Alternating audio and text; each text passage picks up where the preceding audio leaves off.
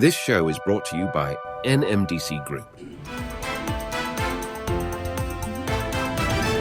Saudi launches a new luxury mountain tourism destination, and Air France-KLM to buy 50 Airbus A350s. You're watching the Daily Brief with Forbes. I'm Ramia Faraj.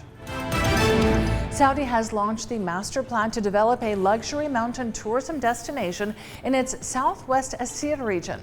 The project will spread across an area of 627 square kilometers and will be located in the kingdom's highest peak, 3,015 meters above sea level. It would be developed by PIF-owned real estate development company Souda Development.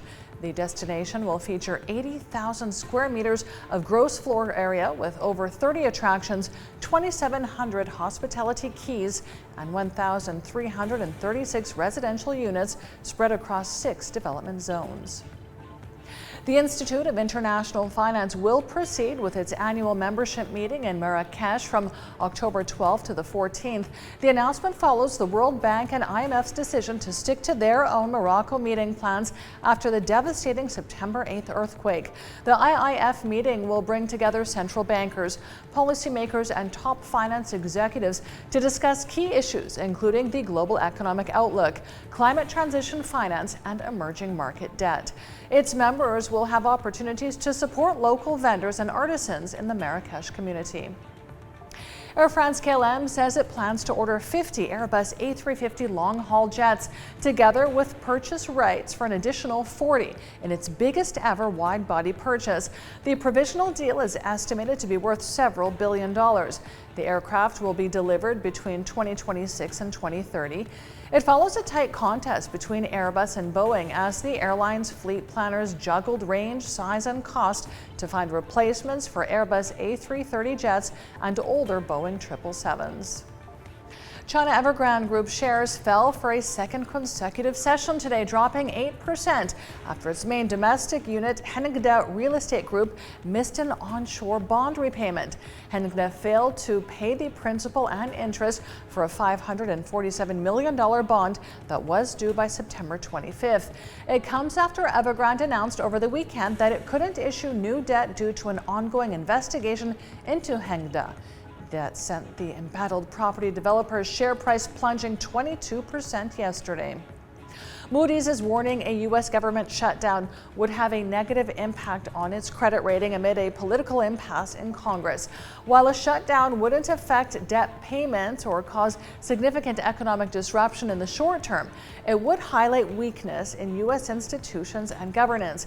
Moodys says it would emphasize the challenges of making fiscal policy decisions due to increasing political polarization, especially as the U.S.'s fiscal strength declines due to growing deficits and worsening debt affordability. 3/4 of companies globally aren't ready to have their environmental, social, and governance data audited externally months before new regulations kick in. That's according to KPMG. Stricter EU, US, and global rules are being introduced for the 2024 reporting season for listed companies to make climate-related disclosures. Regulators say external auditing of sustainability-related data is crucial for giving investors information free of misleading environmental claims or greenwashing. Of the 750 companies surveyed by KPMG, only 25% feel they're sufficiently prepared. And the IEA says rich and developing nations alike must sharply improve their net zero targets. It's warning that the clean energy surge is the main reason the world's climate goals are still within reach.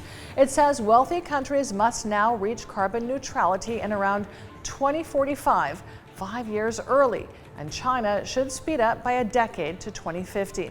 This is required to keep to the Paris goal of limiting warming to 1.5 degrees Celsius above pre-industrial levels.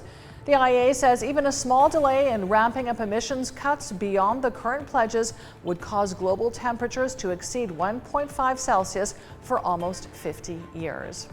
I'm Ramia Faraj. This is the Daily Brief. Thanks for watching. Bye for now. This show is brought to you by NMDC Group.